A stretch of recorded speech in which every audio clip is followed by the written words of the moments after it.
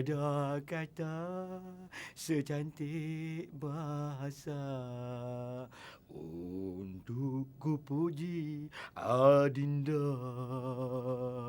Tiada gambar secantik lukisan nak ku tunjukkan perasaan.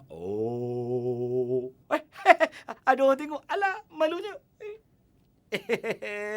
Assalamualaikum dan salam sejahtera. Terima kasih kerana masih bersama Abang Bel dalam episod kali ini. Adik-adik dengar tak tadi lagu yang Abang Bel nyanyi? Tahu tak lagu siapa tu? Dah tentulah. Lagu Allahyarham Tan Sri P. Ramlee yang berjudul Tiada Kata Secantik Bahasa.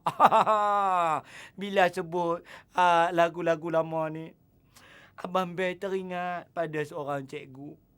Masa Abang Bel sekolah menengah dulu, cikgu tu nama dia Cikgu Zubaidah. Allah, cikgu tu. Cikgu Zubaidah ni selalu berpesan dengan Abang Bel.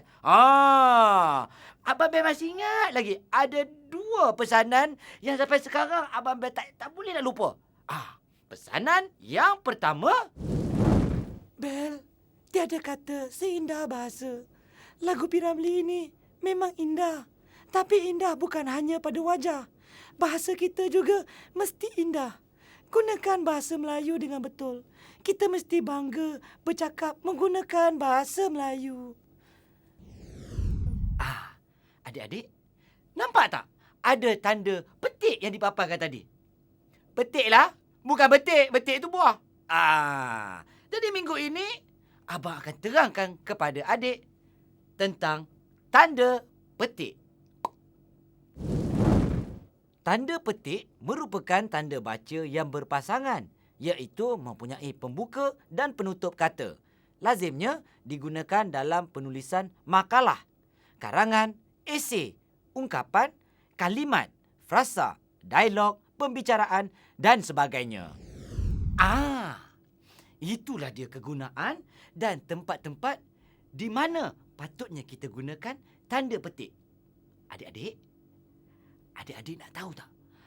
Ada berapa jenis tanda petik ni? Mari, jangan malu-malu. Rapat lagi. Cukup. Jangan rapat sangat. Kata cium pula. Baiklah. Terdapat 2 jenis tanda petik yang lazimnya kita temui dalam penulisan, iaitu tanda petik 2 dan tanda petik tunggal.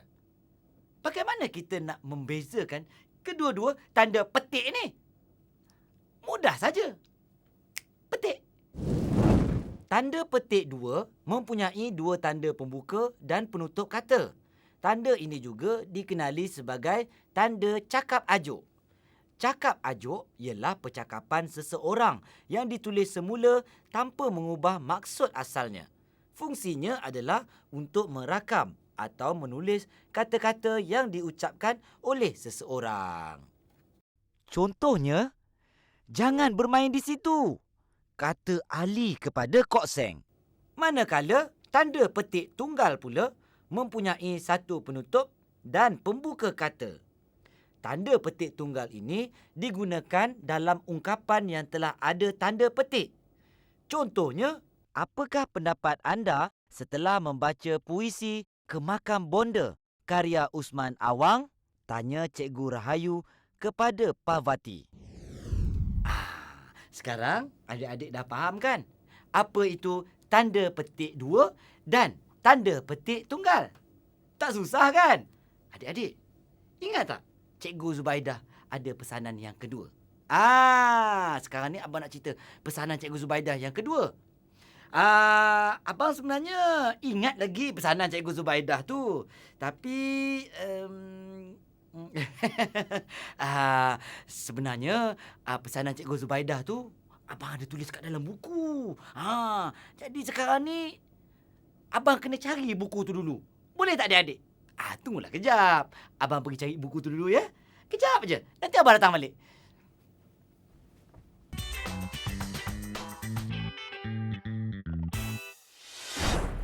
Alah adik-adik. Abang dah jumpa pun buku ni. Buku ni kesayangan abang ni. Sebab apa? Abang selalu catat perkataan-perkataan yang abang tak faham. Kemudian abang rujuk pada kamus. Selain daripada itu, buku ni juga abang catatkan kata-kata pesanan daripada cikgu-cikgu abang. Adik-adik pun boleh juga buat buku macam ni juga. Macam abang ni. Selain daripada itu, adik-adik boleh hias buku ni. Hiaslah. Pokok-pokok ke. Kalau adik suka makan, letakkan gambar makanan dekat atas buku ni. Kemudian, adik boleh jadikan rujukan. Oh, ya. Tadi abang ada sebut pasal pesanan Cikgu Zubaidah yang kedua kan? Baik. Abang akan cerita. Tapi sebelum abang ceritakan pasal pesanan Cikgu Zubaidah yang kedua tu, apa kata kita tengok dulu fungsi-fungsi tanda petik ni. Tanda petik 2 biasanya digunakan untuk mengapit petikan langsung yang berasal daripada dialog, naskah atau bahan bertulis. Contohnya, 1. Jangan ambil buku itu, kata Amir. 2. Bukan mudah mencapai kejayaan dalam hidup. Kita perlu gigih berusaha, bak kata peribahasa, berakit-rakit ke hulu, berenang-renang ke tepian, bersakit-sakit dahulu, bersenang-senang kemudian. Selain itu, tanda petik 2 juga digunakan untuk mengapit judul rencana, karangan, esei, makalah, puisi dan bab buku.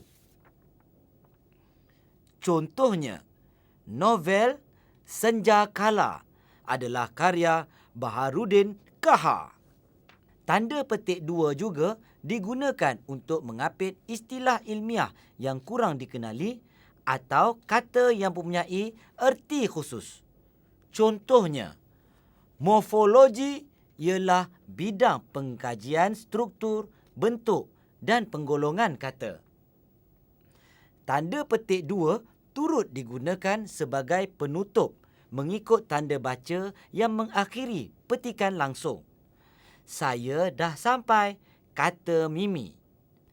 Kata Kadir, saya juga dah sampai. Manakala fungsi kata petik tunggal pula digunakan dalam kalimah atau ungkapan yang sudah diapit tanda petik 2. Contohnya, pernahkah awak membaca novel Salina karya A. Samad Said? Tanya Sumanti kepada Raymond. Akhir sekali, kata petik tunggal turut berfungsi untuk mengapit terjemahan atau penjelasan sesuatu kata yang tidak menggunakan kurungan atau ungkapan asing. Contohnya, rate of inflation atau kadar inflasi di Malaysia masih rendah berbanding negara-negara membangun yang lain. Betul kan Abang Bel kata? Senang kan nak faham tanda petik 2 dengan tanda petik tunggal? Abang Bel harap adik-adik faham dan tahu macam mana nak menggunakan kedua-dua tanda petik ini. Baiklah, kita berjumpa lagi di episod yang lain. Alamak, Abang Bel terlupa. Ya, Abang Bel janji nak bagi tahu pesanan kedua Cikgu Zubaidah tu kan. Baiklah. Sekarang juga Abang Bel bagi tahu. Baik, dengar sini ya. Mana pesanan Cikgu Zubaidah ni? Ni lain ni. Ni cikgu lain ni. Cikgu Sajid Singh. Cikgu Sevam. Ni dia. Cikgu Zubaidah. Cikgu Zubaidah berpesan, Kejarlah cita-cita sebelum kamu mengejar cinta. ya, cukup mendalam kata-kata itu ya. Baiklah adik-adik, itulah dia. Menuntut ilmu ni penting untuk masa depan adik-adik semua. Baiklah, kita berjumpa lagi di episod yang akan datang. Akhir kata daripada Abang Bel, cintai bahasa kita. Kerana bahasa itu jiwa bangsa. Jumpa lagi. Soalan pengukuhan. Kenal pasti kesalahan penggunaan tanda petik dalam ayat-ayat berikut dan tulis semula dengan menggunakan tanda petik yang betul. 1. Saya tidak akan berputus asa walaupun keputusan saya tidak cemerlang, ujar Manin Darjit dengan penuh semangat. 2. Dia pelajar terbaik di dalam kelas ini, kata Juliana. 3.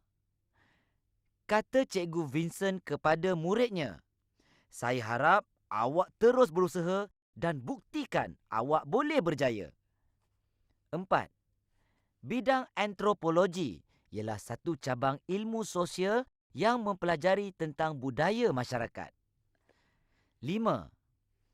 Apakah yang berlaku apabila garam dilarutkan di dalam air? Soal Cikgu Matias kepada pelajar-pelajarnya.